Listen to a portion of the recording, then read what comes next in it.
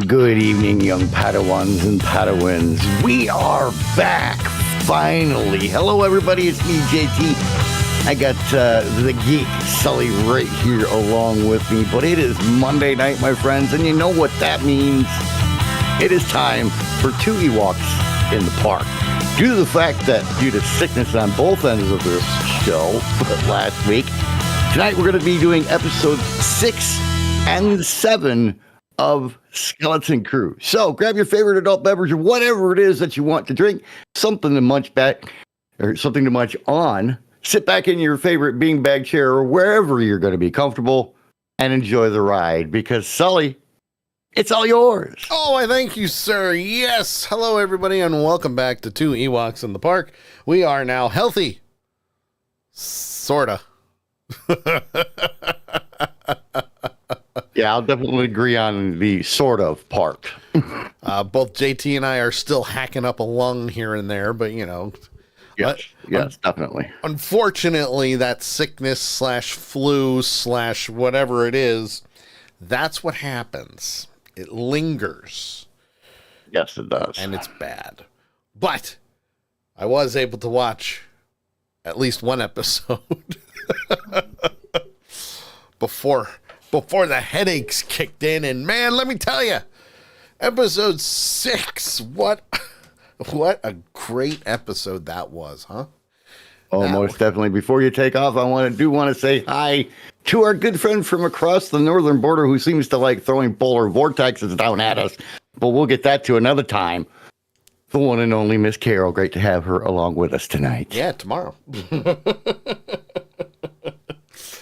Tomorrow. So, at least I'm not hacking up a lung as bad as I was. That's for sure. Right. So, yes. So, starting with episode 6 tonight. Episode 6, also known as Zero Friends Again. I've been loving the way they've been naming these episode titles. Yes. And this one, you can always tell where the good, like the really, really good episodes are. Bryce Dallas Howard directed this one. Okay. Now, for some people, you're like, oh, it's Bryce Dallas Howard. No. She has been directing episodes since The Mandalorian. Because The Mandalorian has set directors. Jon Favreau, Dave Filoni, Bryce Dallas Howard. They're all there. They're all there. You can tell she knows Star Wars just as well as anybody else. I don't think they'd have her in there if she didn't. Right? Because of all the episodes that we've seen, from Mandalorian to now, even Ahsoka, this one is probably one of my favorite episodes. You know what? I'm going to have to agree with you on that one. And there's a reason why, because obviously with this episode, we kick everything off with the kids escaping. Now, flat out, the beginning of the episode, the kids go through a trap door and they're sliding down tunnels. And I went, Goonies! Just without the water slide. Right. But, and I know you've been backing me up on this one. I've been saying it since episode 1. This feels like Goonies in Star Wars. Goonies in space. I love it. I love that that's happening. And the best part is, even with this escape of them going through these tunnels, it's just them and they're getting separated. Which, again, Goonies. I think it was neat how, there were 4 of them. And he pulled the lever and they disappeared. And they ended up going down 3 different tubes. Yes. You had KB going down one, you had Fern going down another, and you had Wim and Neil going down the other. Yep. Now, The one thing I love about this episode, and we're going to get into it, is when they come out the tubes and they crash and they end. They're done. They're out. They're in a garbage dump. Technically. Because, rocks, mountains, there's stuff all over the place. Right. We see KB not even getting up. And I love this because in a lot of ways, this episode is all about KB. All about KB. Yeah. Well, she's the only one that we haven't had an episode that is really focused on her. Yeah. So far, we've had Neil, we've had Wim. I mean, Wim's been focused on in every episode. Yep. And we've had Fern. Yeah. So, we finally, because I've said it before that there's something about KB that's just is different. And not the fact that she's basically a cyborg, without the assimilation programming. They call it augmentation. There you go. She's an augmented human. Cybernetic augmentation. But it's other than that. There's something else going on that I haven't been able to figure out. I mentioned this the last time. There's something going on with her that I haven't been able to figure out. Yeah. We figure it out this episode. Absolutely. Absolutely. So, because the minute that they see that she's not responding and she's not getting up, Neil is freaking out like, hey, KB's hurt. Yep. Fern's kind of, with it because Fern is KB's best friend. And she flat out says, this happens sometimes. Yeah. She'll be all right. This just happens sometimes. Sometimes with the optics and had to reset it. And it's basically like a reboot of the system. Right. But because those break down, it keeps her from moving, keeps her from getting up, keeps her from talking, like everything. So Wim and Neil are like, all right, well, we got to, get her up. We need to get her to move. And they're able to. Fern resets her, what did they call it? The occipital link? Yeah. So basically what happens is they open up a compartment on the back of her augmentations there. That's right on the back, that visor. And it's basically like just hitting that reset button to get her back up and running. Come to find out, at the same time, John Anawood, I will say, Christy was watching this with me and she's like, is this guy a good guy? I said, not really. Is he really? He's kind of playing both sides, Christy. He's kind of playing both sides here. As I put it, pirate. Pirate. Yeah. I mean, I have an example that could, just perfectly nail him, but I can't give it yet. So at the same time, just seeing the way he was acting in the previous episode to now, and she's like, but is he really a good guy or a bad guy? I said, he's a pirate. He's going to do what a pirate's going to do. Pirates are only out for a couple of different things, fame and fortune. That's it. He just happens to be a force-sensitive pirate who now has a lightsaber. This so happens to now have. Yeah. Thanks to Wim. Yes, thanks to Wim. Who, ignited it the wrong way. Yeah, almost stabbed himself in the foot. But that's besides the point. But at the same time, he's still in the chambers underneath the Skull Ridge Mountain.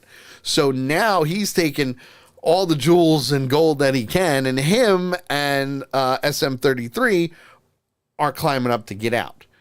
And who just so happens to meet him as soon as he comes out of the manhole cover? The hotel director and the rest of the pirate crew. Mm-hmm. The rest of the pirate crew. Mostly Gunter. Good old Gunter. Now, I'm not going to lie.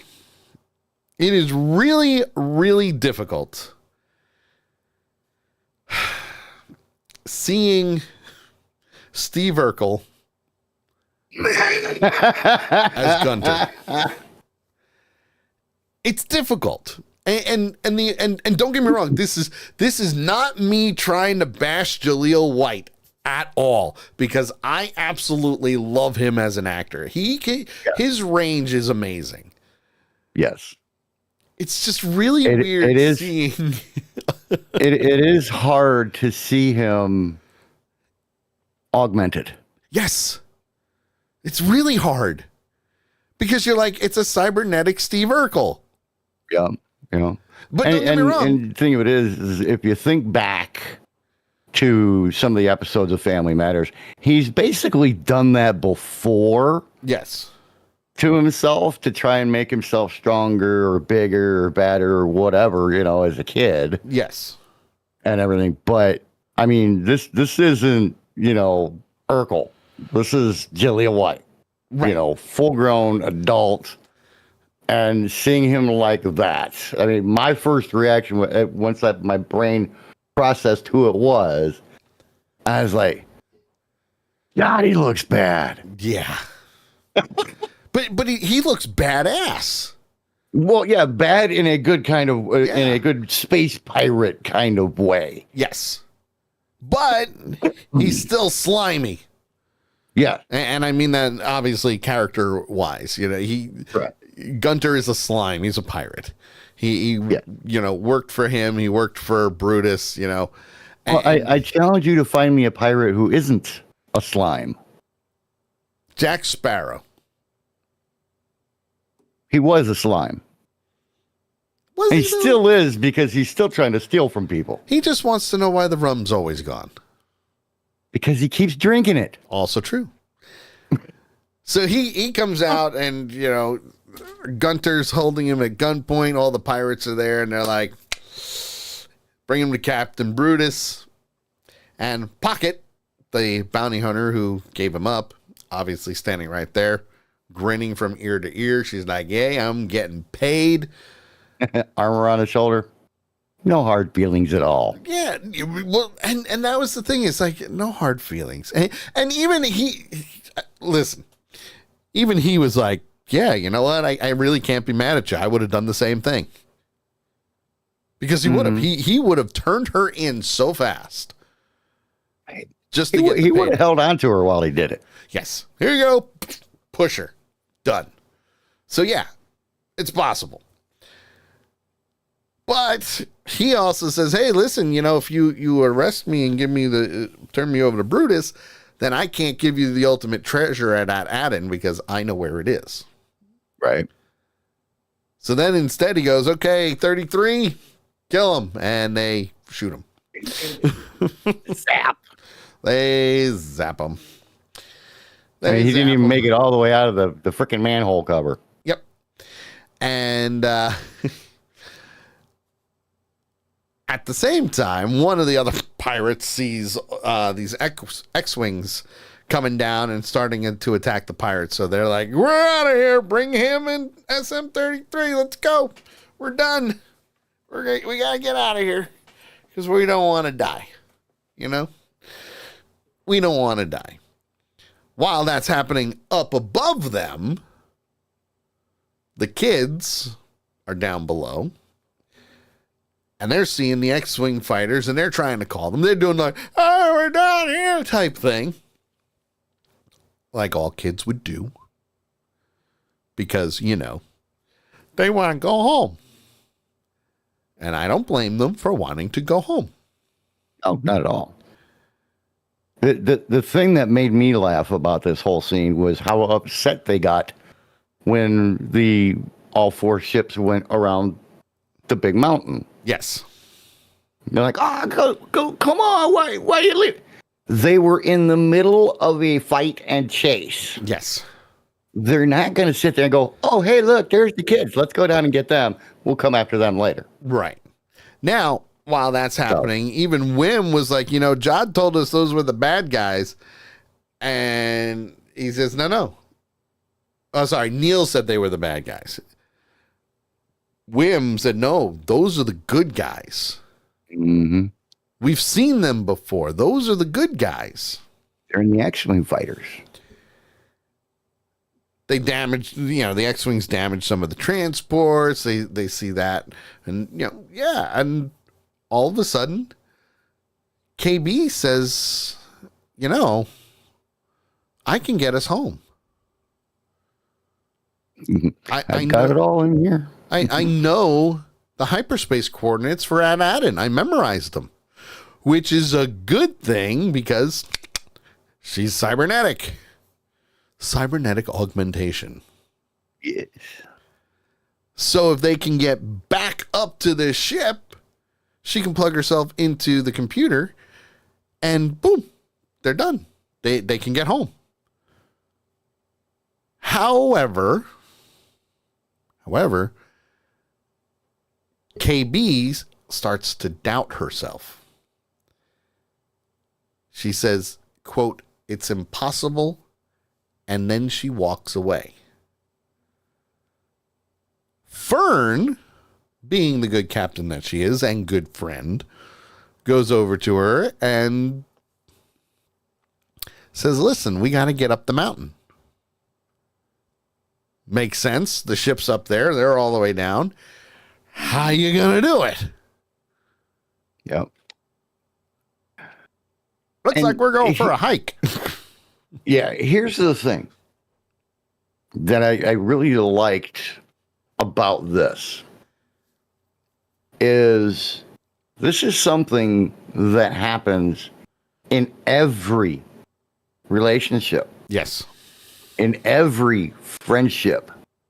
And you could almost say with almost every acquaintance that you get close to.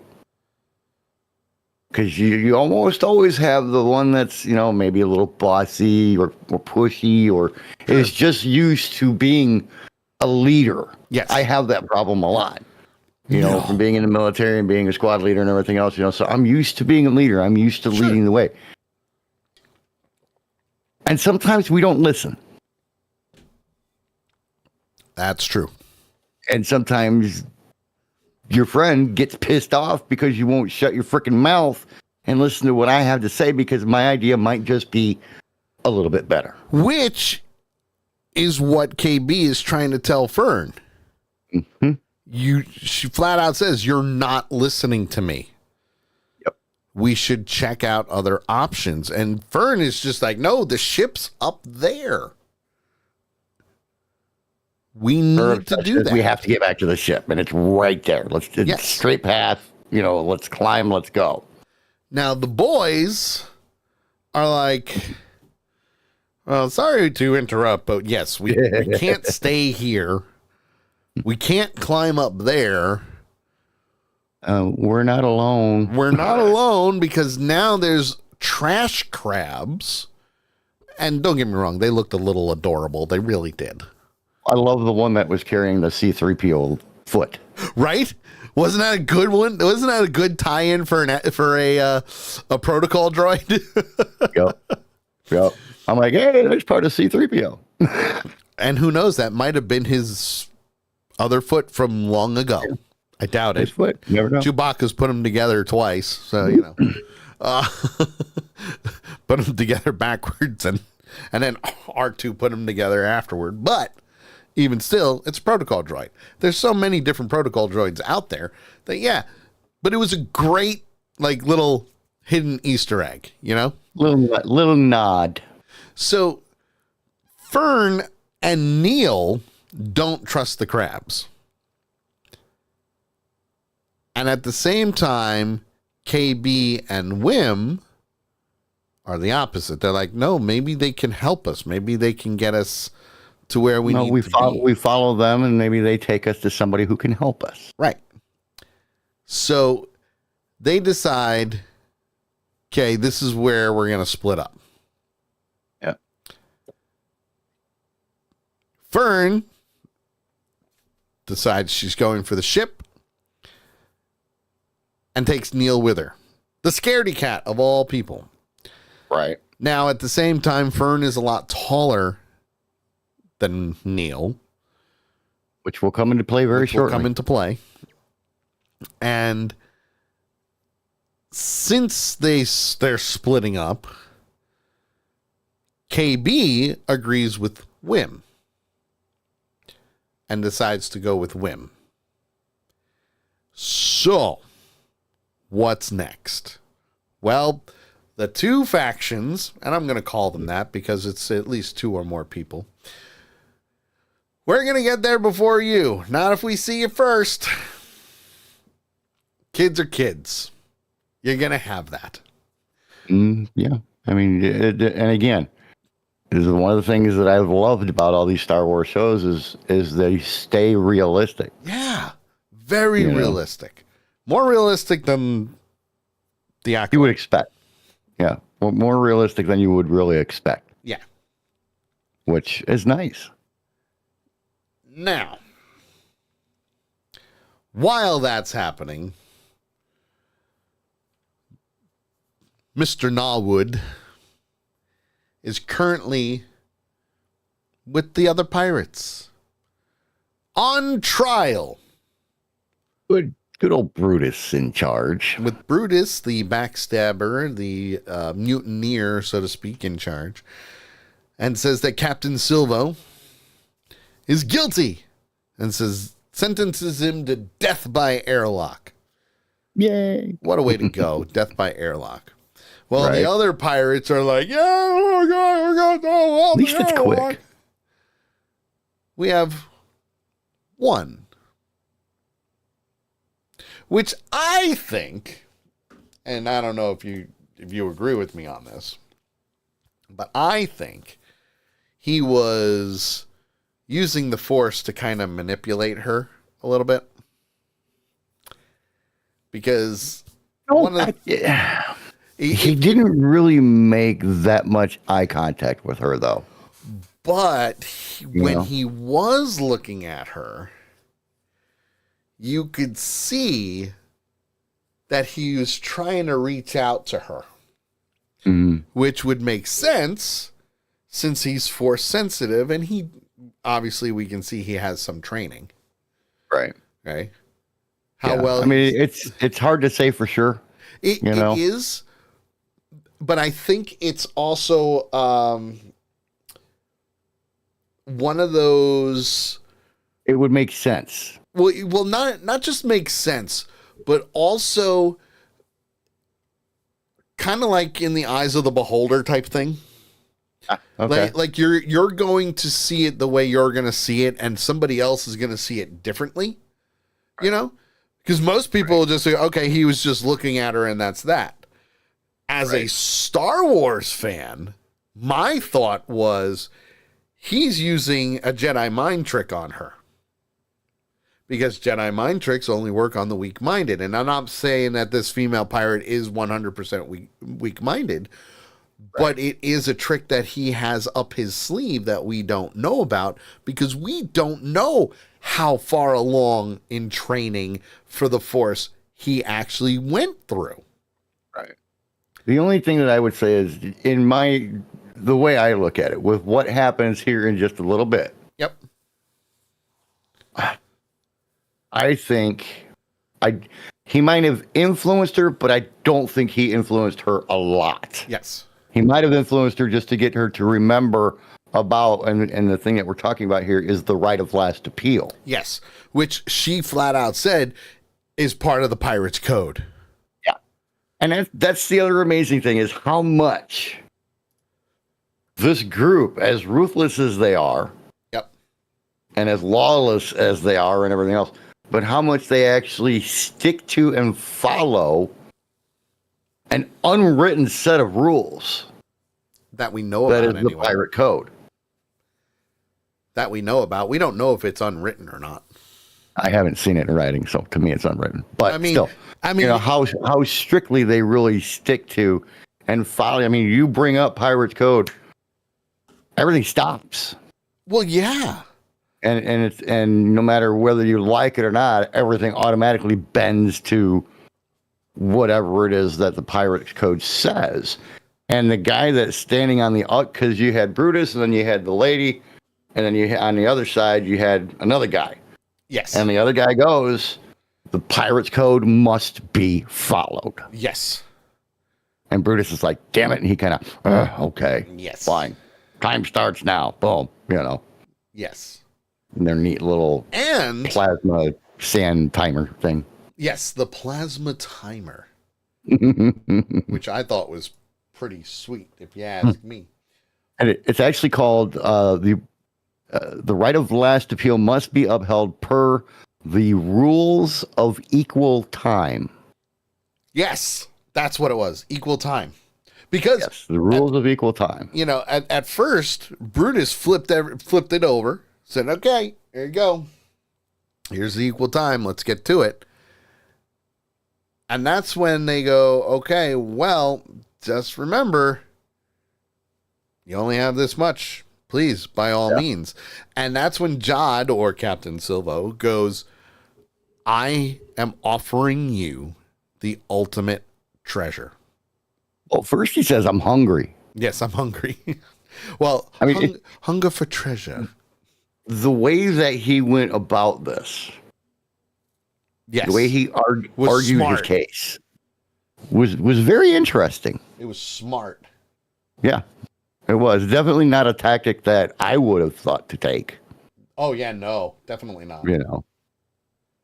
But definitely not. Because he played them. Mm-hmm. Under Brutus, you're going to be hungry. Under me, I'm going to set you free. So now he's playing the whole, I'm a better pirate and I'm your Lord and Savior type thing. Oh, he asks one, how nice would it be to buy yourself an entire ocean? Yes. To replenish your species. Yes. Goes to the human Kona and tells her, she should have her own command and not just one ship, but an entire fleet. Sure. So he does what a good flim-flammer will do. Yes. And plays on people's emotions. Yes. And for him, because he knows the secret of Ad-Adin, he knows that this is the one place that has an infinite supply of Republic credits. You won't have to divvy up your cut because your cut will never run out. Yep. You will be rich. And he flat out said, I realize that this is all scripted, but whoever wrote this part was a freaking genius. Right? Was a freaking genius. Who wrote this one? Let me see. Who's the writer? Myung John Westner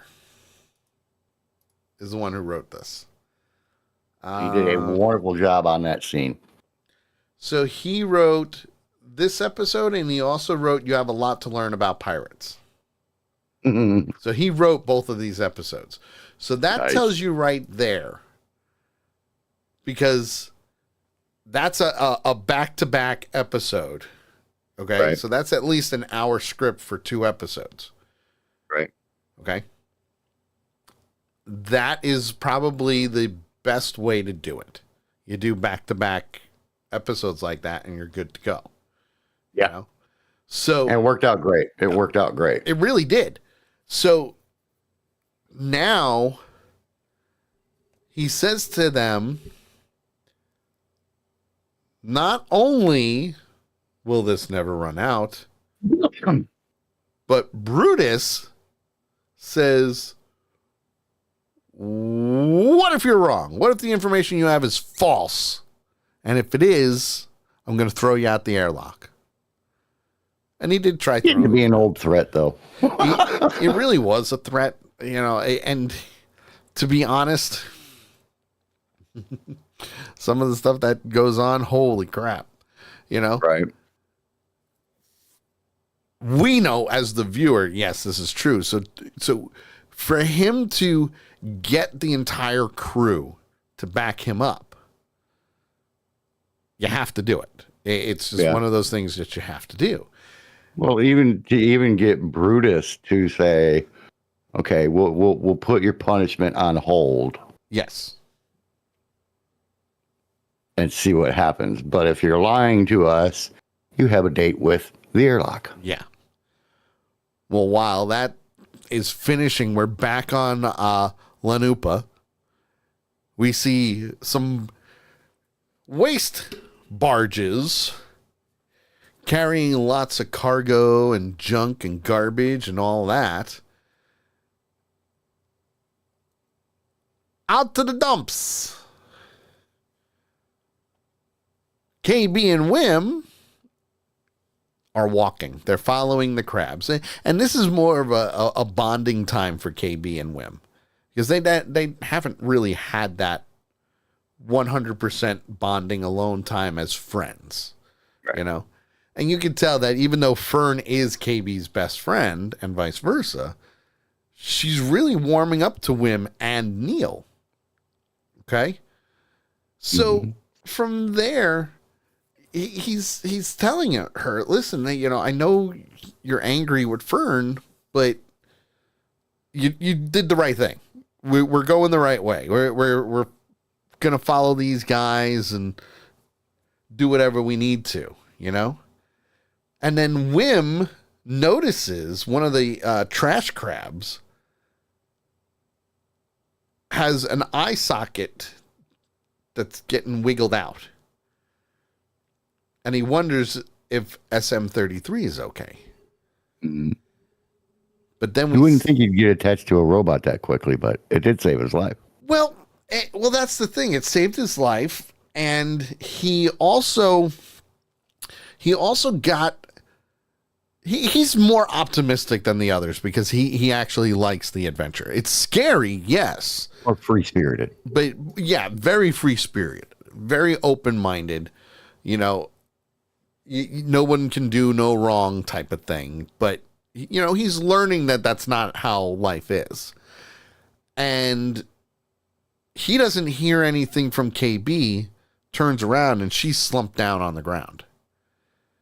And that's when she says, I can't move. My augments are corroded. Now Wim's kind of going, what do I need to do? Mm-hmm. She says, gather some components. We can probably repair it, but I need your help because I can't do it.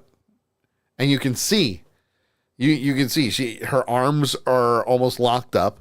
She can't get up. She's on her knees, Can barely lift her head. She can't lift her head. She's kind of like in a stationary, still looking up, but also kind of looking down.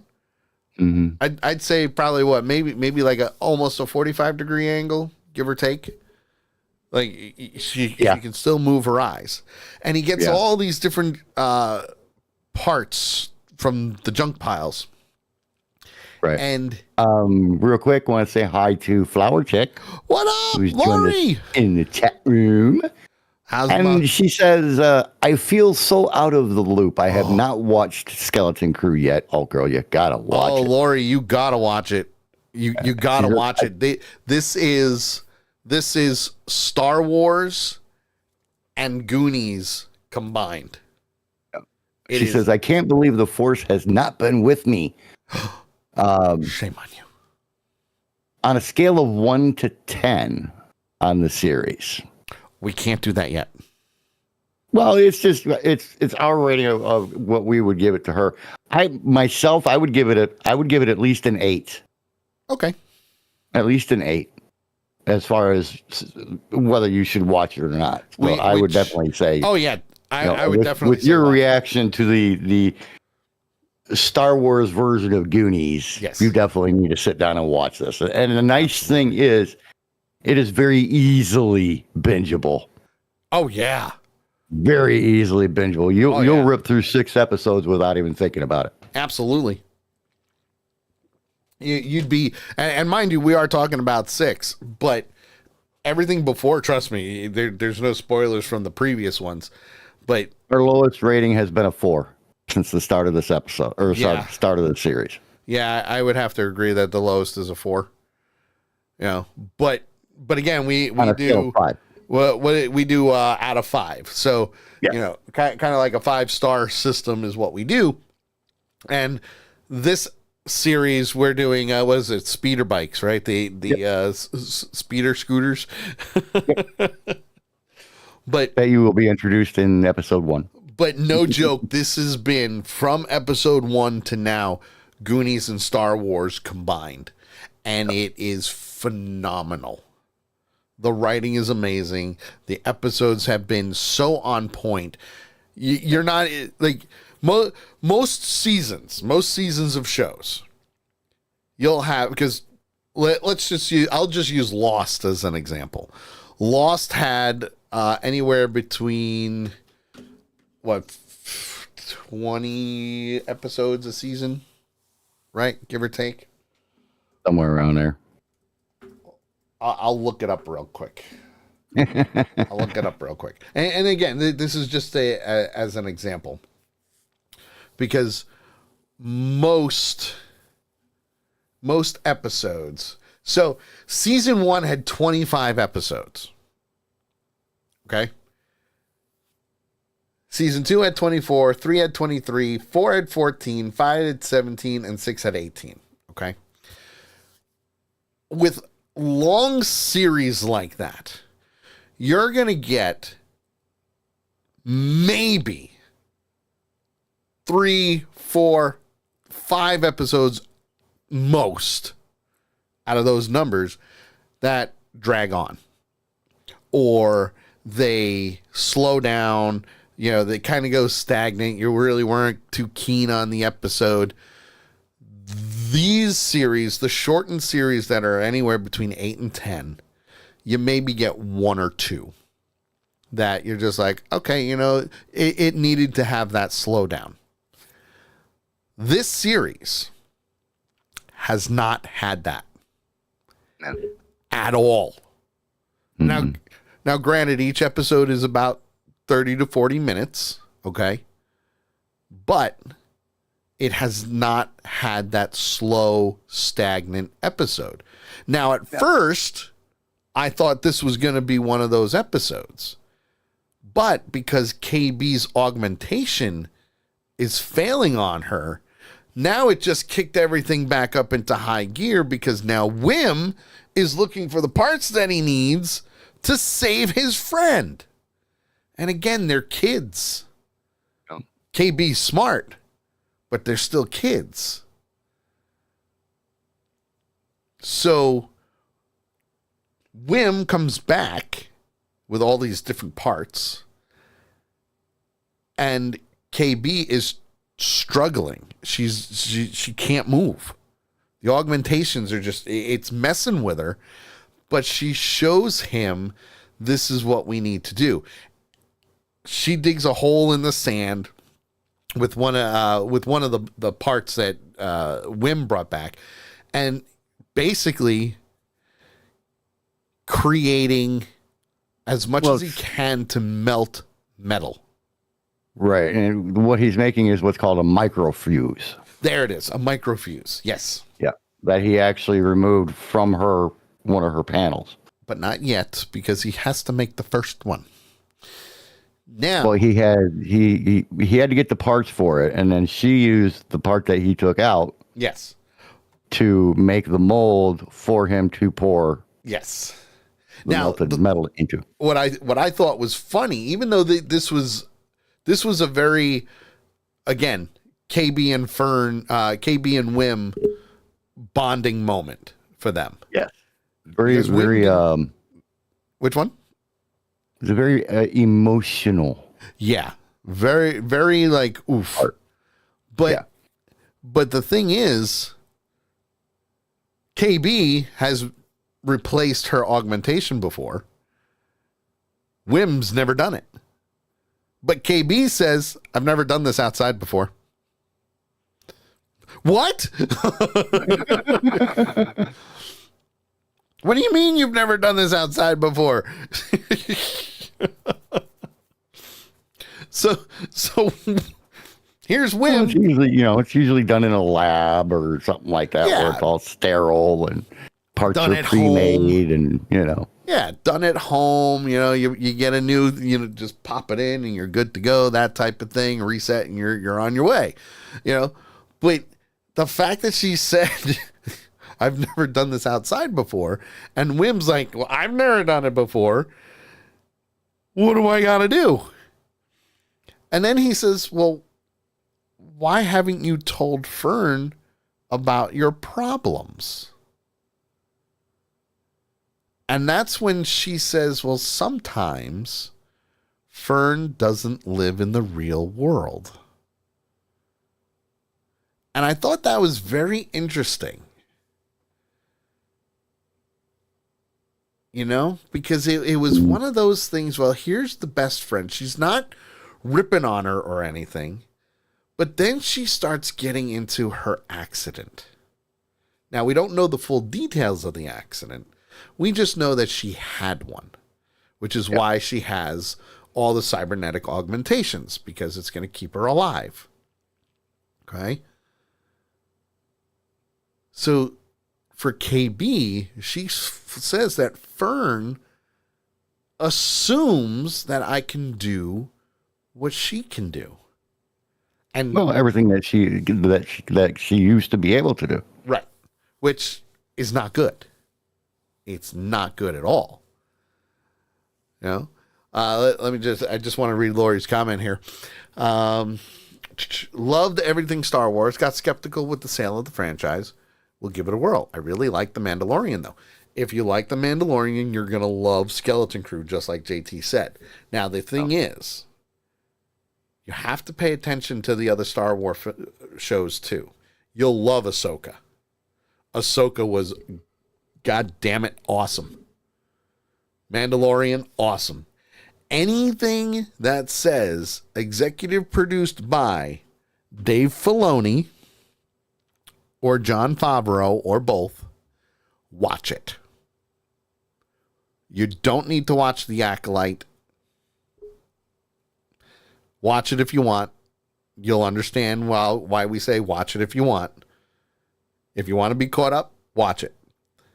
But anything that is executive produced by Dave Filoni or Jon Favreau, that's the series you want to watch. Because that's the series that is Star Wars. You have the Star Wars feel. There's no political bullshit. There's no, extreme feminism or whatever. Yeah, I don't care what it is. We don't do the politics. But those are the ones that you want to pay attention to. Mandalorian, Ahsoka, Skeleton Crew. Watch them. And if you really want to watch Bad Batch, Bad Batch was amazing. Yeah, don't go that far back. Bad Batch was amazing. That's one that you can, keep on the shelf for a rainy day. Well, yeah, especially since it was only, 3 seasons, and it was a continuation of the Clone Wars. So, and Clone Wars was amazing too. But back to this one. So now we have KB and Wim remaking this microfuse, and Fern and Wim are still trying to get to the ship. Now, she flat out tells Wim, "You need to take this cylinder out of the back of my head. If you don't put it in, I'm gonna lose everybody. I'm gonna lose everything. I'm not gonna remember you. I'm not gonna remember Fern. Nothing. It's all gonna be gone. I won't remember that we're friends." So, KB takes the damaged one and shows Wim what he needs to do, including melting the wires. Because now he's got to solder. He's got to solder. It's a torch. A little torch, yes. But he's got to do it. He's got to put everything together. He's got to melt everything. He's got to do what he needs to do in order to get this fixed. Because otherwise, she's screwed. But they managed to do it. They managed to make this brand new micro fuse just as a replacement. It happens. It's like, putting in a new battery. So he replaces it, gets it back into, puts the drawer back in her head, and KB goes limp. Her head just down. Nothing. No movement. And the neat part was if you look where her visor was, there's a white flashing light on there. Yep. That goes out too. Yep. Everything turned off. I was like, damn. Everything turns off. Because Wim is now panicking. What do I do? What do I do? No. And then out of nowhere, he's just sitting there like, what? like, what I do? What I do? And then out of nowhere, KB just, bloop, hello. Good to see you. I'm good. And she gets up and says, I survived a near system shutdown. Thanks. I thought it was funny because the way I read it was that basically she told him that she made it more exciting for him. made it more of an adventure kind of thing for him. Yes. And she's like, oh, hey, that was close. We barely avoided it. Well, a full shutdown. We almost died, but it's all good. But I made it more fun for you. And then she turned around, walked away, and he just kind of sits there for a second, and then you see this wry smile come across his face, like, you little shit. Yeah, like, how dare you? I found it funny that she did. And she did it on purpose. It was with the slow movements and the labored speech and all that good stuff. It was good. I love the way that she did it. Yeah. Now the other thing is Fern and Neil are climbing up a metallic hull. They're trying to get back to the ship, the Onyx Cinder, which is more of a hunk of junk than the Millennium Falcon is. And as they're climbing up the ladder, Fern's like, come on, we got to go. Let's go. And Neil's like, I can't. I'm not as tall as you. My arms and legs aren't as long as yours are. As you're climbing, I'm trying. It takes me longer. But that's when she sees some rope. And she's like, I could use this. So she takes the rope and makes a harness to pull Neil up to the next rung as they climb, which I thought was brilliant, to be honest. Mm-hmm. Yeah. And at the same time, Neil's like, we're going to die. We're not going to die. We'll get it. We'll get there. Just follow my lead. I'll pull you up if I need to. It's all good. It's all good. Well, and he thanked her for doing it because it was making it easier for him to climb. Yes, much easier. Yeah, she's like, thanks, Vern. She's like, yep, now shut up and climb. Yeah, let's go. Because at the same time, they're seeing the trash barges getting more and more trash. Only this time, as they're climbing, one of them is pulling the Onyx Cinder. Because, that hunk of junk is sitting on a landing pad that they don't want there because it's ruining the view. It is a vacation resort after all, right, where they are an adult vacation resort. Yes, an adult vacation place. So now they're like, oh shit, what's gonna happen? Well, as the Onyx Cinder is getting pulled down, Fern goes, we need to jump. And the look on Neil's face, priceless. You've seen that look before. Oh, we've seen a lot of oh shit moments before. Yeah, well, I mean with Neil. Yes, true. Very true. Because, he's a scaredy cat. But they do manage to land on one of the trash scouts, so that's helpful. Now, KB and Wim at the same time are following the trash crabs still, and they're getting past some boulders. And that's when they see something moving. Something big moving. Because those smaller trash crabs brought them to a big, giant trash crab. And that crab is going, wow, food! Right? Nom, I got to nom, tell you, nom. real quick.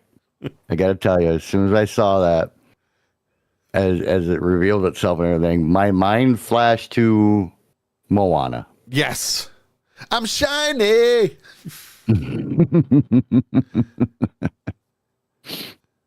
What was his Tamatoa, right? I believe that was the crab's name. I couldn't tell you. He likes bling. He likes bling, only this bling was garbage. Well, the smaller crabs are like, no, we're going to surround you. We're going to eat you too. We're going to get the leftovers. But Wim has his walkie-talkie and calls Neil. Help! We need help! They're on a trash scout. They're like, there's our ship. And Fern and it's like, okay, we need to, do what we need to do. So they finally get on board the Onyx Cinder. And this is a classic case of who should drive. You ever have those issues when you were younger? No. You never had those issues of who should drive what car just to get out of here? No. No? No. I've had that before. I usually ended up driving. Right. Because what was neat about it was that Fern is laying on top of one of the trash scows, I'll call it. Yep. And it was like she was holding an old Atari game stick. Yeah. That she's driving this thing with, trying to get down to where her friends are, down to Wim and KB and everything. And Neil's like, you gotta get lower. She's screaming, and they're laying on top of this thing. Yes. While While it's dragging the Onyx Cinder behind them with the other two carriers and everything. And the whole sequence was just very, very action packed, and it's hard to describe to where you would really understand how it went. But ultimately, she got it down there, and you see KB and Wim jump, and all you hear is Fern go, "Please tell me that they made it." Well, and Neil's like, "Yeah, they made it." They did. And it was wonderful. And then they crashed. And yes. And then they crashed. Which, not too bad. Right. But they still didn't kill them. No, didn't kill them. Beat them up a little bit. One of them, I think it was Wim, said, "We're getting really good at falling." Yes. And KB goes, "Let's make that the last one." Yeah. Can we do it our way, please, and not die? Because we don't want to die. But then they hear a sound in the distance. Oh, yeah, it's not just any sound in the distance, but... Oh, I forgot, though. Right after KB says that, this is where Fern and KB make up. Yes, they do. They not only make up, but Wim also says, "Hey, thanks for saving us." They have a group hug. They do. They do a group hug, which is wonderful. Want to say hi to Boozy. What's up, Boozy? How are you? Boozy! Grandpa. I think he's calling you Grandpa. Yeah. Grandpa. I'm not Grandpa. The nerd. Sully's Grandpa. I'm great Grandpa. I'm not Grandpa. I'm Dad. Who is your daddy and what does he do? Who's your daddy? Not you. But we'll get into that because with the rest of this, because we do got to finish up because we got to get to the next one. The other Sully. That would be you. You're the grandpa. Yeah, because the ending of this episode is friggin'. Oh, this is absolutely amazing because now they're on the run from a giant trash crab. They're also being dragged by the trash scouts to the part where they get to a very, very big grinding machine. Think of Wally. Yeah, I guess you could kind of say maybe Wally, but it's just one of those industrial trash compactors. Well, it's a forge on wheels. Yeah, and it's going to eat them. It's pulling all this metal, garbage, and trash and everything into it and melting it. Yeah, and of course, the Onyx Cinder is sitting right in front of it. Oh yeah, this thing's ready to suck it in and just start eating it. And of course, the kids are like, "What do we do? We don't know what to do." But KB starts everything up, and she goes, "Okay, hold on. I remember SM33 doing this," and she starts flipping all the switches to turn everything on, which is great because she remembers. She also remembers that she's got the coordinates to Aden in her brain. The scrapper, however, is now pulling the ship in. No bueno. No bueno. KB flips a couple more switches. She starts the engines. And she says to Neil, "You're going to fly." And Neil's like, "What?" Well, you did it before with John. You did it before with John. You could do it. Absolutely. Why not? And then the scrapper's claws grip into it and makes it worse. Wim decides, well, you know what? I shot the gun. I'm going to go there. He runs up to the turret, starts shooting at the claws, but nothing's happening. It's too, I don't want to say ray shielded because it's really not. He is doing damage, but nothing's like breaking off. It's too massive, Yeah. And it's too indestructible is what he called it. Yes. And Neil says, "All right, let's fire up the engines." Boom. Fern goes, "I'll raise the yoke." KB goes to the back and goes, "I'm giving it all she's got." What do we do? The engines are overheating. And that's when Fern says, "Wait a minute. What about the emergency hull demolition sequencer?" You mean the one that SM33 said to never touch? Yes. That. And that was said like 3 times. Oh my God. He was like, "But he told us not to touch it." Now, mind you, for those keeping track, give a kid a button and tell him not to push it. Mm-hmm. What is said kid going to do? Plucky Ducky says it very well. Push the button. Yep. So Fern says, "Screw this." Hits the button, and sure enough, the hull just starts blowing up. Not only blowing up, but the scrapper is now losing it, and it's trying to devour the Onyx Cinder, but everything is just getting blown off the hull, revealing a newer ship. It looked Nubian to me, not gonna lie. It just looked new. Yeah, well, yes, it did. It looked new. But you know what? If you think about it, for a pirate to have a disguise of the ship like that, that's pretty damn smart. Brilliant. That's smart. Simply brilliant. So as the new Onyx Cinder is out and the other hull is gone, KB fires up the engines with her jacket. Oh, sorry. She puts a fire out first because the engine yikes. control. Fern and Neil are in the cockpit and they're like, rock and roll. Let's do this. And they fly away. And that's the end of episode 6. Crazy. Which would be you. It would be me, yes.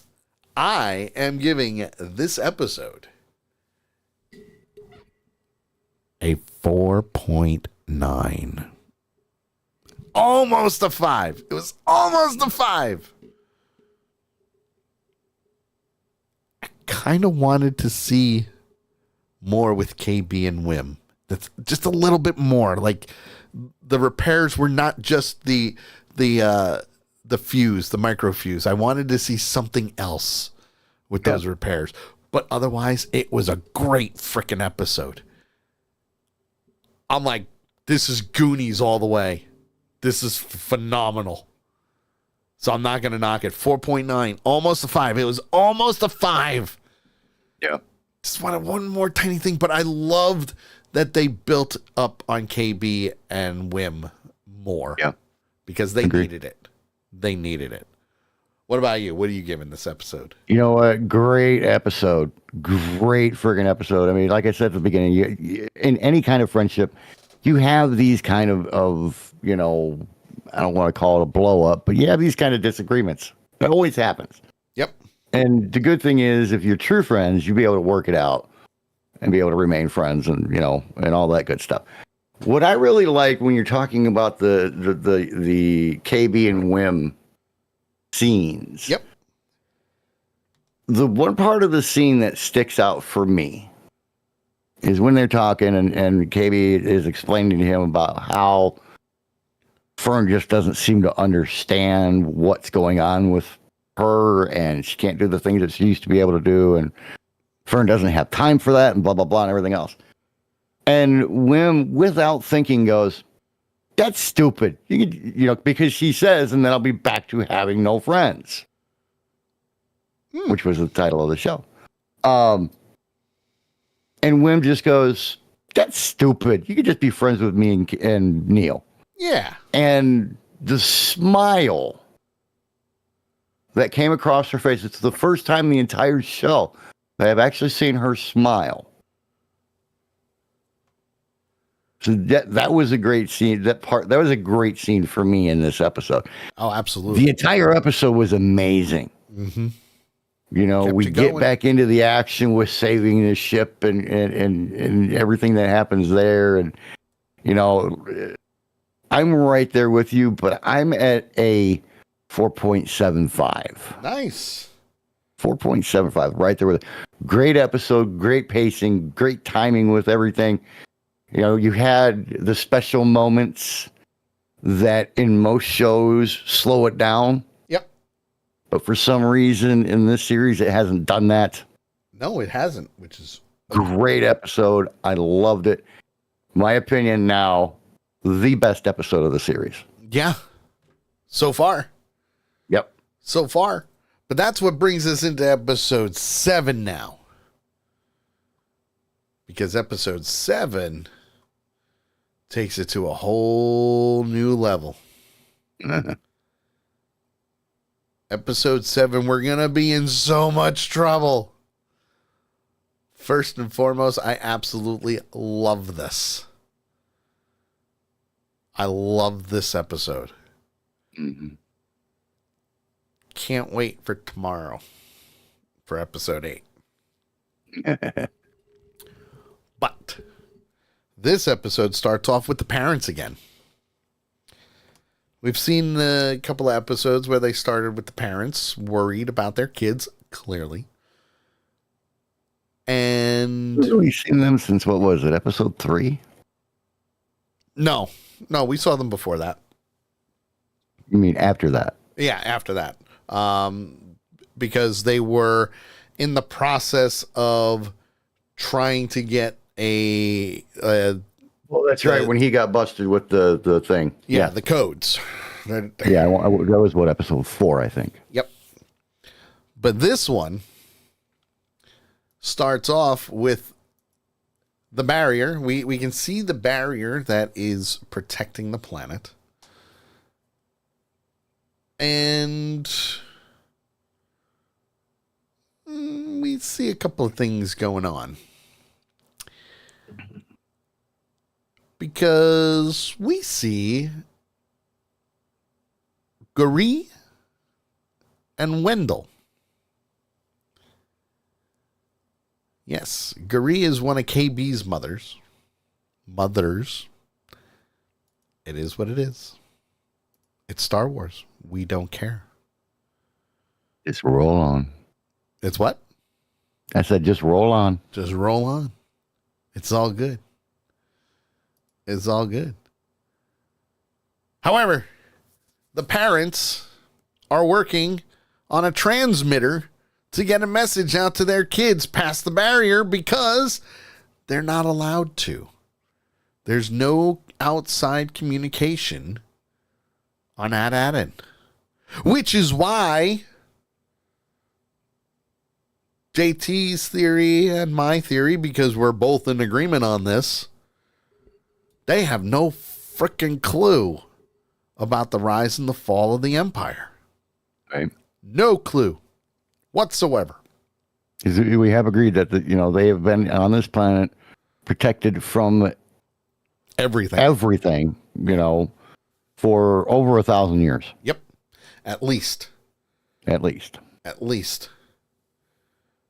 So they're all working to put this device together to get this launched and up past the barrier. Okay. At that time, they also hear footsteps. Footsteps of the safety droids. The safety droids that are going on and warning them that they have an unauthorized communication device. Please surrender or you will be stunned. Oh, there was no please about it. That's true. There was no please, was there? Just robots don't say please. We're gonna shoot you. So this entire scene, this what lasted like 2-3 minutes. This scene, give or take. Yeah, this was good. I mean, it was really just it's the parents doing what they need to do in order to get this device launched, so they can get word out to their kids who are God knows where, because they don't know. You start out with 5 adults. Yeah. And you slowly get down to none. Yeah. Well, Neil's mom goes, yes, I'm going to grab it and run. She turns around and bends over to pick it up and zap. And got It's like, oh, man. Like, whoops. And the other 4 grab it and haul ass, and one by one they get shot. Yeah. Or not shot, but stunned. Yep. But So the last 2, I love who the last 2 were. yeah, well, it was Wendell and Farah, right? If I remember correctly. Yep. So Wendell is Wim's dad. Him and Farah got pretty far with it. Yeah, they did. Yeah. But even Wendell gets stunned. Yeah, he went down hard, man. Oh, I was worried that it was going to break the communication device when he went down, because it bounced pretty freaking hard. Oh, yeah. But you know what? The technology in Star Wars is, pretty good. It's pretty tough. It's pretty good. But the safety droids say to Farah, drop the communicator. But she hides behind a couple of boulders. She gets up on an incline, activates the device, and it gets up into the air, which is a good thing. Because now it's going up and ascending into the skies toward the barrier, which is great. You want that. While that's happening, the kids are on the Onyx Cinder and they're in hyperspace. They're headed home because KB plugged into the computer and went, this is where we need to go. And the kids are playing slap ball Two in of the them. ship. Like racquetball in the hallways of a spaceship, basically. Yeah. And KB, who's still hooked up, says, hey, just so you know, the ship is telling me that we're going to be home soon. We got it. Fern tells Wim, who just, starts heading toward the cockpit. And Fern says, when we get there, we could hide the ship in the woods and tell our parents, hey, we just got lost hiking. We got lost in the woods. Sorry about that. My bad. You've been gone at least a week. Yeah, give or take at least a week. Right around a week. Yeah, I would agree with you on that one. Wim is like, no, well, I don't want to go back. It's the crash. Basically, it's the crash from the sugar high for him. Yeah, because he's realizing that when they get back, they're going to be, what was the name of the episode? We're going to be in big trouble. We're so going to be trouble. In so much trouble. And that's the crash because, when we go back, it's just going to go back to the same old thing. Yeah. And that's what he doesn't want. I still have to go and take the assessment. And he doesn't want that because he is like, no, I loved this adventure. Granted, we almost died, but, I liked it. Even Neil says it. Yeah. It was fun. Granted, we were almost dying half the time, but it was still good. It worked. So to hear those words come out of Neil, I was like, what did he say? And even do you remember what Wim said, though? Because when they were in the cockpit, he flat out said that he regretted pushing the button. Yes. Yeah. But Fern yeah, was like, no, I'm glad you did. Yeah. This was fun. Yep. And then she goes, glad he touched the button and gave him a pat on the back. Yeah. Like, everything's going to be fine, buddy. And everything is going to be fine. Everything's going to be fine. So while they're in hyperspace, Brutus exits hyperspace right at Aladdin. Big giant ship. Looks like crap, but it's a big giant ship. Got a nice green hue around it. Lightning storms. And Brutus is like, that's a toxic storm. There's nothing there. You lied to us. And the navigator said, nope. He's right. We're here. This is added.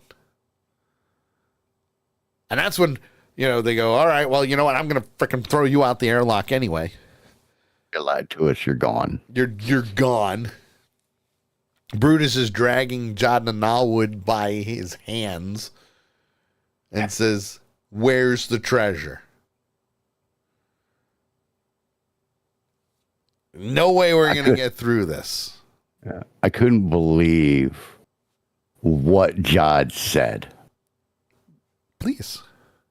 Are you really that stupid, Brutus? Yes.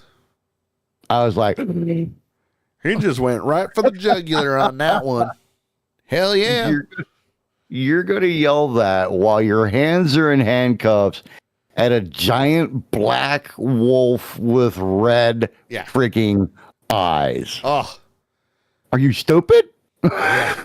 and Brutus just froze. Like, what? Did you really just say that to me? How dare you? I love that part. I'm like, holy shit. How dare you? John got some brass balls the size of that head, and I'm telling you. Well, because he knows what's going on. I mean, he even told him that the planet is camouflaged. You got to make it through that in order to get to the planet. Yep. Because he asked SM-33. Yeah. SM-33, he hasn't checked the logs. And he recalls Yep. that, quote, at Atten was hidden behind an endless storm. Yes. Unquote. Which, he's like, if you don't believe me, send a starfighter down. I'll fly down. Yeah, I'll do it myself. Bruce is like, no. But we'll send a volunteer. Yeah. So he sends Glurb in a snub fighter, and they're listening via the comm link, and Brutus is like hologram displays of the ship and everything. Yeah. Pretty cool. And Ravager 1 is ready. Get on with it. Brutus is like, let's go. Come on, report back to me. Keep this going. And the ship gets struck by lightning and is destroyed. See the monitors on the it goes like flatline on some of the monitors there. Right. And that's when he's like, maybe you should send two. Send two down. And Brutus gets a little pissed about that because now he just lost a couple of his pilots. Well, he lost one and a ship. Yep. And he's not happy. So he's like, send him out of the airlock. Why does it always have to resort to violence? Right. He's trying to help you, man. Well, John tells the pirates that it's a defensive grid. It's meant to keep people out. Throw me out an airlock is not going to help the matters. Right. He's trying to get SM-33 to reveal more information and everything, and Brutus just like, shut up. Yep. I don't want to hear it anymore. Hit the airlock. Yep. But the female pirate from the last episode, excuse me, says, there's another ship coming. And she was right, because the Onyx Cinder comes out of hyperspace. And they start going toward the barrier. However, Brutus says blow it up. Yeah, Brutus is like, destroy it. Open fire. But Jod is like, no, hold it. Time out. Well, and this is the part that I was talking about, because we were discussing earlier about whether he was using Jedi mind tricks. Yes. To get her to say the thing about equal time. Yes. This is where I think she might have had a little bit of a thing for Jod. It's possible. I mean, she was loyal to him. He's pounding on the door and screaming, I figured it out. I figured it out. I figured it out. Yep. And she hits the airlock open button. Yep. Yeah. I don't think it's a coincidence that it was her that did it. Well, I mean, yes, but she was also loyal to him from the start.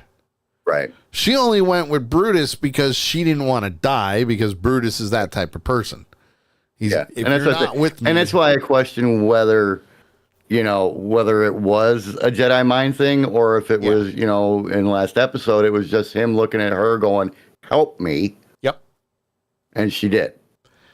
Well, and that's why I question whether it was a mind trick thing or if it was just a genuine connection between the two of them. Sure. Along those lines. But anyway. No, I listen, I like that theory. I think that's a very sound theory. Hey, the redneck can think. Yay. But you see, the one thing you're missing is when he said he figured it out, he figured out that the ship is the key. Yep. The ship is the key to getting down there. So we need to get the ship. How do you get the ship? Tractor beam. Because can we flash to episode 1 of Star Wars? Right. Or actually, I'm sorry, episode 4. Yeah, episode 4. Or theatrical run Star Wars. Right. But So Jod is now in control of the pirate crew because he needs that ship. So obviously the tractor beam was a good move for them. The kids are like, hey, there's the barrier. You know, it looks pretty cool from out here. No wonder nobody went in there. Yeah. Yeah. Because you can see the lightning. You can see Well, the you can see flashes the of lighting and all these gas fumes and stuff, and you're having the little burst outs. And, you know, I'd go the other way. Yeah. Oh, absolutely. Now, I ain't going in there. Shit. I thought this was such a great scene. Yeah. Because it really showed that the kids could potentially take care of themselves. Mm-hmm. Okay. They've learned a lot in their short time. I was just going to say that. They've grown up a lot. They really have. They've really grown because once the Onyx Cinder is on the frigate, and I'm going to call it a frigate because I don't think they actually had a name for Brutus's ship. I think it's just a... No, they actually called it a frigate themselves. They did? Okay. Yeah. So on the frigate, with the ship in the bay, obviously the kids are going to be in hiding because they don't want to get hurt. They don't trust Jod. And Brutus, being the asshole that he is, says to Jod that he will kill him no matter what. Doesn't matter if you find the treasure. I'm going to kill you. Yep. Jod says, well, you know, the crew loves me. And Brutus like, the crew loves to plunder. Plunder be what the crew love. Yes. That's not how he said it, but that's how he should have said it. Now, Brutus is all surrender or die. Even though they're kids, he's like, surrender or die. But before... I don't think he knows that it's the kids that are in there, though. Yes, he does. Yes, he does, because Jod told them. We need them. And they know it's the kids because he saved the kids. They just managed to get away and get the ship. Okay. So he knew. Because he even told them, come out, surrender, or you're going to die. And as he's walking up the plank to the ship, the cargo claw comes flying down and grabs him. Now, the first thing I thought was, ooh, the claw. Yep. The claw chooses who will go and who will stay. Yep. Now, Brutus is screwed because he can't go anywhere. Right. But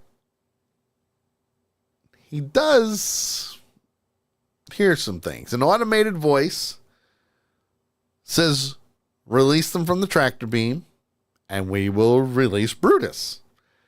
And it's KB talking and using like a what would you call that? A voice amplifier? An augmented voice. The augmented voice. Also known as deep. Or altered. Altered voice. There you go. Altered voice. So she's using an altered voice. Yeah, it actually says using her voice altering augmentation. Yeah. Now, Jod goes up to Brutus and says, don't worry. It'll be fine. And he releases his shackles using the Force. And then he grabs the gun that Brutus had.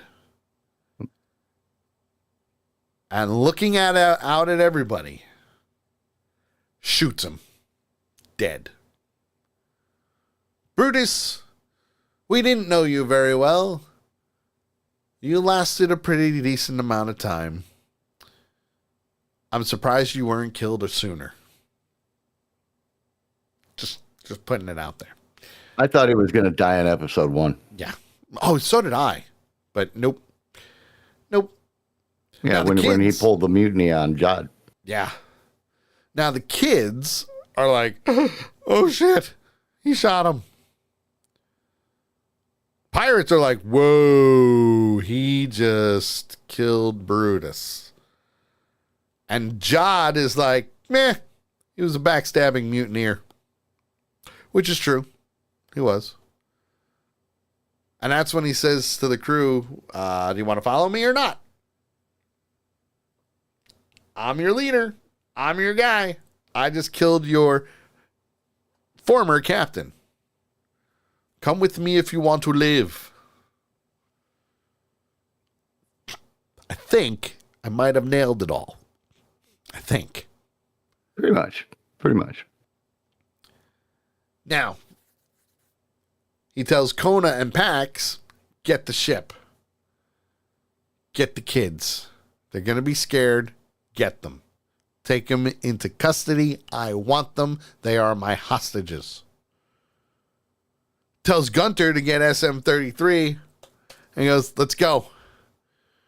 And oh, by the way, prepare the frigate. The pirates are like, yeah, we're going to go plunder. Yo ho, a pirate's life for me. Yo ho ho and a bottle of rum. Why is the rum always gone? 'Cause you drank it all, you butt nut. Well, I mean, it happens. Right? But at that time, while they're on the Onyx Cinder, they see the communications buoy exit the barrier. And they pick it up on their audio. Now, I will say this. I was actually very surprised at the type of message that they put out there. Come home. The classic come home message. But it was interesting how they did it, though. Yes. Because, I mean, they already knew that they were in trouble because they had violated the communications device and the barrier and all that good stuff. But the way that they did the message, they did it to where it was not going to get them into any more trouble. Yes. Because they didn't give away any coordinates. They didn't give away any directions or, things that they had to do to get through the barrier or any of that stuff. They're just like, you can make it. Yep. Believe in yourself, trust in yourself. When you get home, you're not going to be in trouble. We just want you home safe. That's the best part. You're not in trouble. Right? You're not in trouble. And then, they said, find an old Republic emissary. They will know what to do. Tell them where you're from. They will know how to get you here. Yes. Yes. Which, if you think about it, True. Is not exactly what you wanted to have be heard. Right. And John even goes, uh-oh. Yeah. Yeah. Because, whoa. No bueno. Right. No bueno. Now, at the same time, Wendell's message to Wim goes into a little bit more detail on that. Because he says the Republic emissary is the only one who knows how to find Aden and get through the barrier. But he also says the barrier is dangerous. Mm-hmm. And to be careful who they tell. But he also says that, what was it? They were not supposed to find out about this information until they graduated. Yep. So that tells me, and actually that confirms our theory of they have no idea about the fall of the Republic. They have no idea about the rise of the Empire. and they have no idea about the fall of the Empire and the new Republic. They have no idea. Then Wim pulls a whim. He does, doesn't he? He's like, we got to take the ship back. Yeah. And Fern and KB and Neil are like, well, how are we going to do it? And all of a sudden, Neil just goes, and goes running. I know how. Like, what the hell are you doing, Wim? Hey, you know what? But honestly, it wasn't a bad idea. Well, surprise attack, you know, I mean, they're not expecting it. Yeah. You know, but and here's the thing, and I don't know why I just realized this, but for some reason it just now clicked. Yep. Wim is the perfect name for him because everything he does is on a whim. Absolutely. You hit the button on a whim. It does. It makes a lot of sense. Now, it's the perfect freaking name for him. Now, the cool thing is SM-33 has the kids' backs again. Oh. Because even though the kids are their hostage, Fern flat out says, no, you're going to give us the ship back. We don't believe you because of your deceit, and this ship is ours. We found it first. We found it first. It was a finders keepers moment. Yep. And SM-33 disagrees with Jod because Jod's like, nope, this is my ship now. And he says, no, the Onyx Cinder is theirs because you are the captain of the pirate frigate. And then he actually says that the ownership of the Cinder is disputed. Yes, disputed. And then he refers back to the pirate code. Yep. The pirate code. You can Captain only be a claim captain of one ship. Yeah. One ship, that's it. Now, I thought that was a pretty good twist. Mm-hmm. That the ship is up for debate, which means the kids could technically still do what they need to do.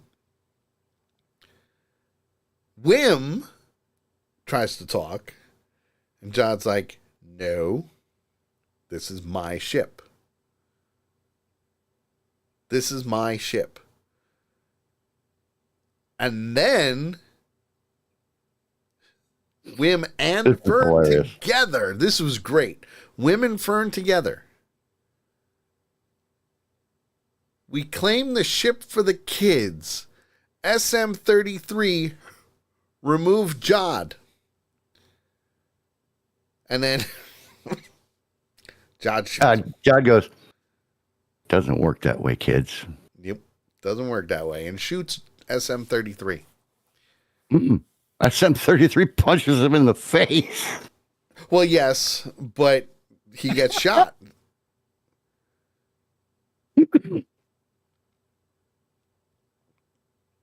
Throws him out. Done. Yep. Jod wakes up. Kona and Pax are outside the gangplank. SM-33 and the kids are out of here. We're heading home. See you later. But no big deal. And this is where the race begins. And I loved this scene. This was amazing. Yeah. The graphics. Some of the best I've ever seen. Oh, yeah. And it was just amazing. Because now they're on the run. They're on the run from the pirate frigate. And Jod is like, wrap it up. Let's go. Let's go get him. Fire in the hole.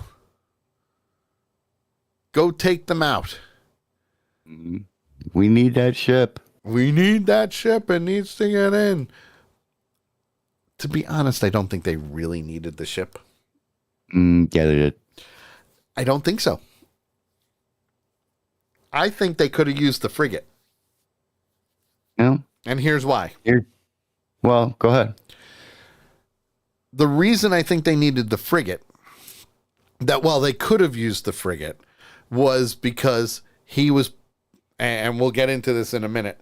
Actually, I'll tell you as soon as we figure this out. But first, so they're now escaping. Okay, Right.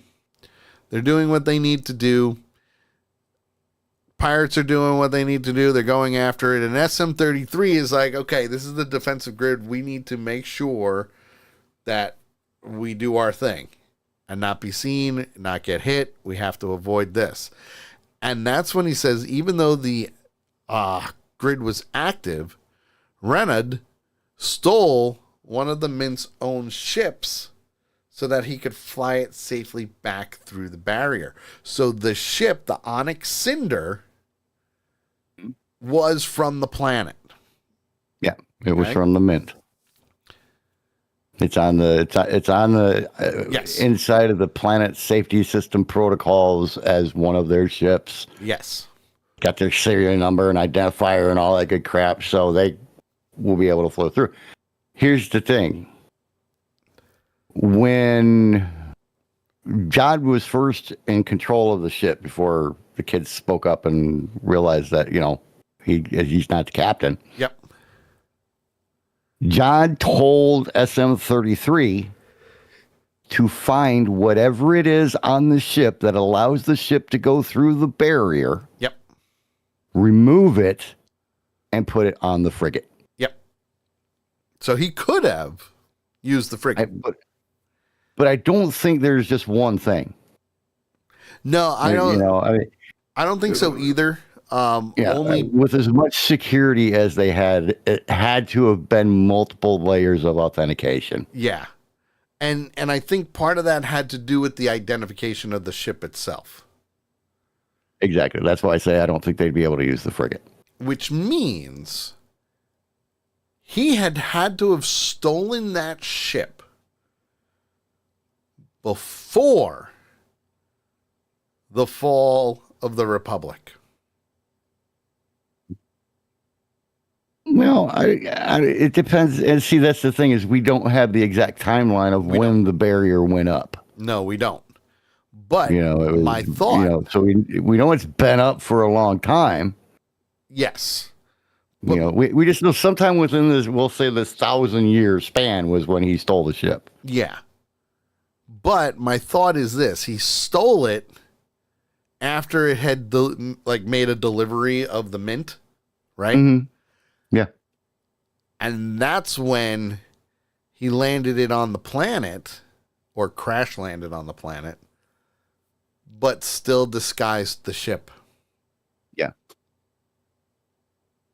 Yeah, there's all kinds of things of how it could go.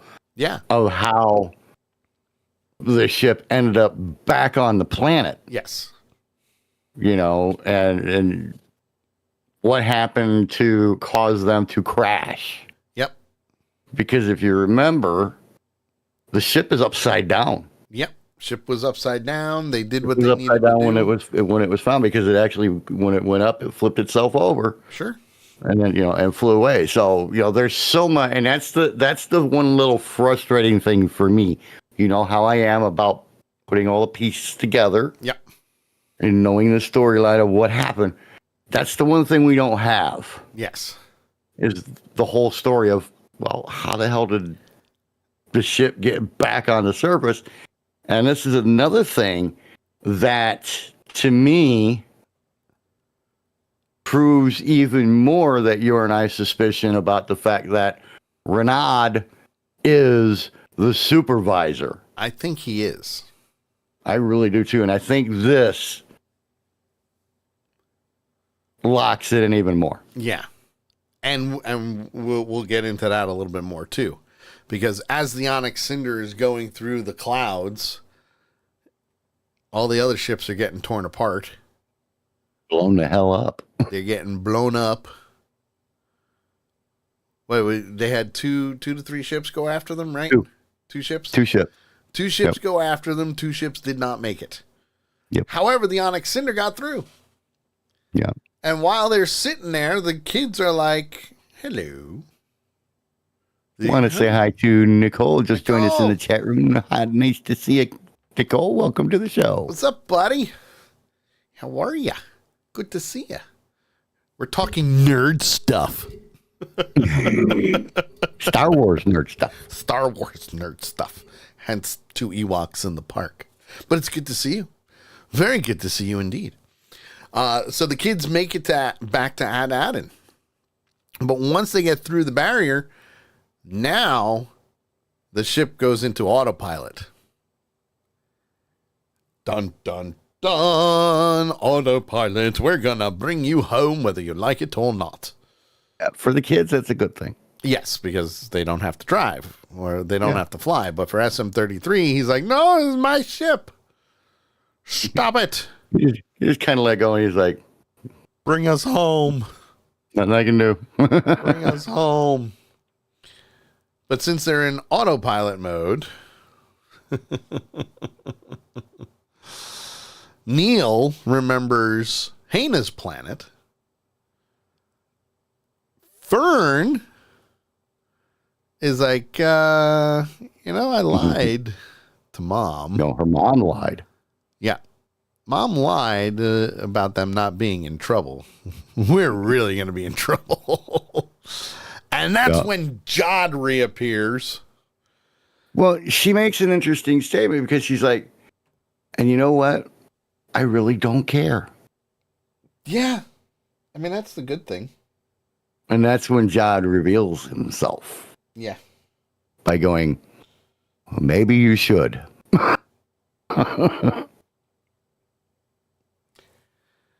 Yeah. You should. But Jod's like, by the way,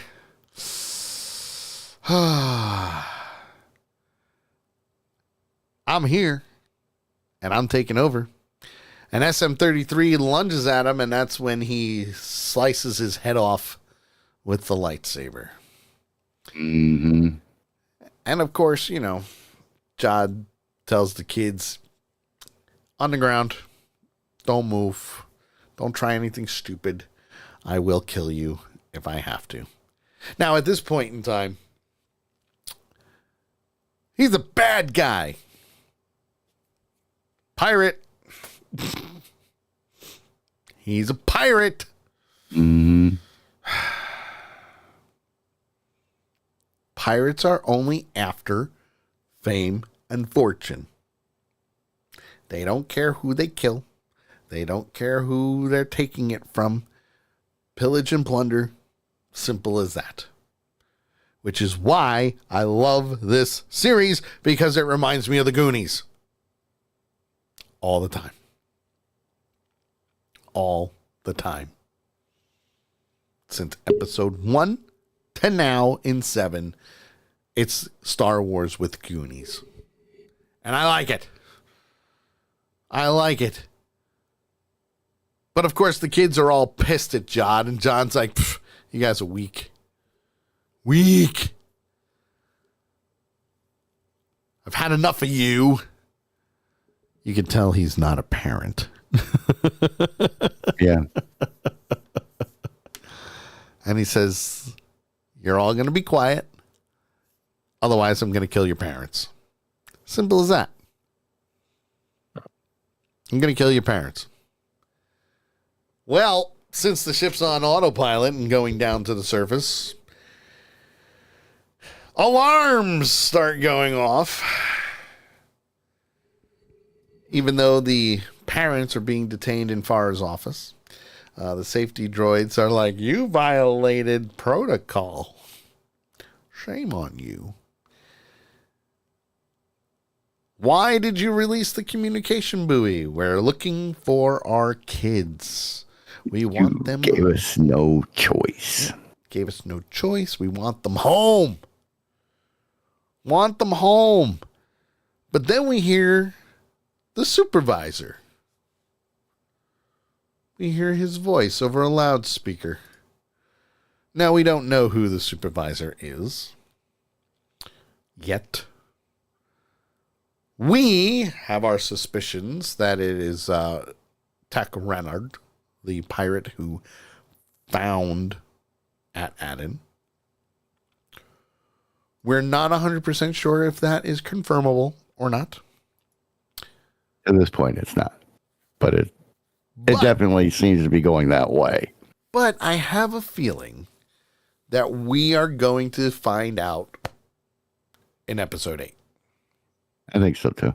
Because as the supervisor's voice is being heard over the intercom, he's saying the Republic emissary is here. All non-essential work is officially suspended until offloading is completed. Interesting. And they see the Onyx Cinder coming on down, landing, emerging on this wonderful pad right in the middle of a green field. And everything's just boom, there it is. A safety droid says, "Welcome. Welcome.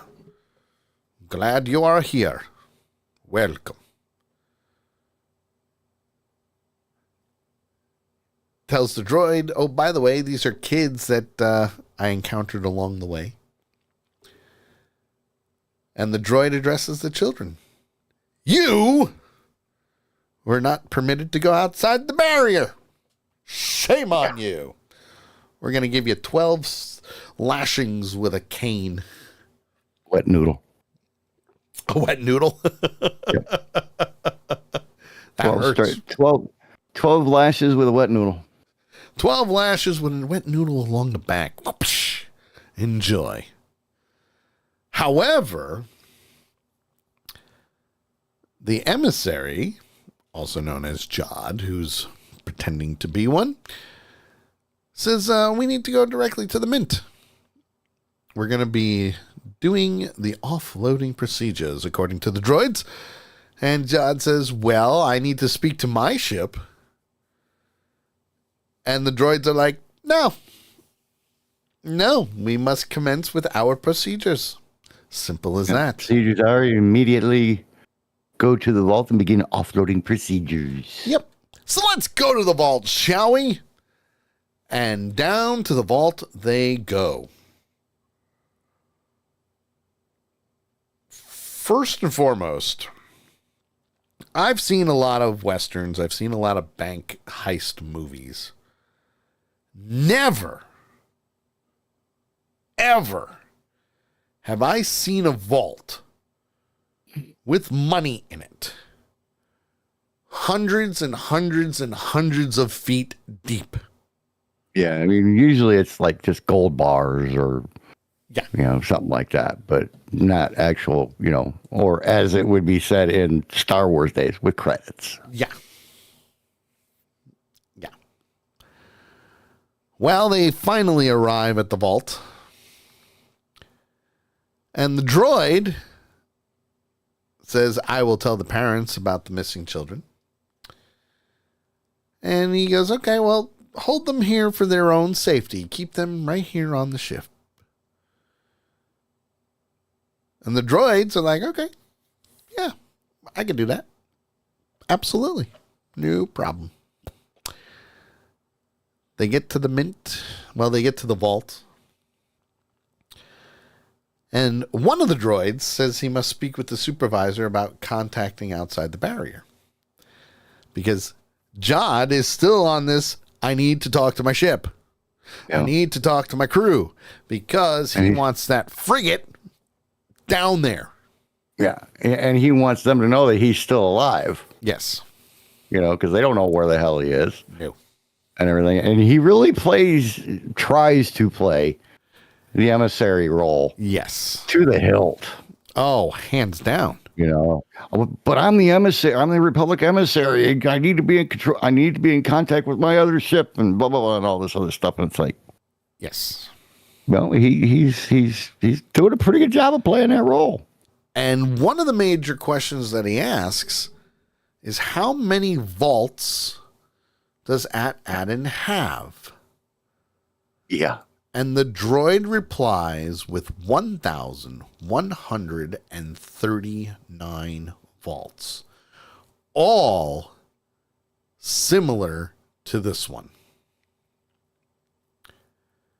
When they open up the vault, you see shelves and shelves and shelves, miles deep, of Gold Republic credits. Yep. You can see some Mechanical arms in the background grabbing stuff and putting it down, stocking them up. And Jod touches a credit and starts a domino effect right there in front of him of all the Republic credits, and he is laughing. Laughing because he has finally found the mother lode. Yep. Very, very realistic. Yeah. Now, the children are still on the Onyx Cinder. And the droids bring their parents down on a repulsor craft. It's just a little, here we are, kiddos. Kids all run over. Elevator. They're reunited. They're happy. They're doing what they need to do. And then Jod approaches and ignites the lightsaber. And that's the end of the episode. Just had to ruin such a great family moment. Right the nerve. I'm telling you. The I don't nerve like of Jod. that guy. I don't like Jod anymore. He's a dick. Well, he is a bad guy.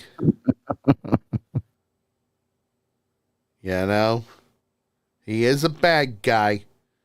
He is a pirate. Just saying. Mm-hmm. He's a pirate. Now, since this was episode 7, you, my friend, Yep. get to give it your rating first. Yes, sir, I do. I really, really enjoyed this episode. You did. I did. Watching the dilemmas of the kids. Yep. Throughout the episode and the ebb and flow of the emotions and everything and all that was really, really cool. Really, really consistent with what I think I would be going through if I was their age in that situation. Yep. Especially being in Wim, and like I said from the beginning, Wim is me. Oh. And when the episode started and they showed him sitting in the chair, just looking so down and depressed. Yep.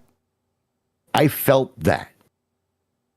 I felt what he was feeling at that moment in time, which was really wild. Aw.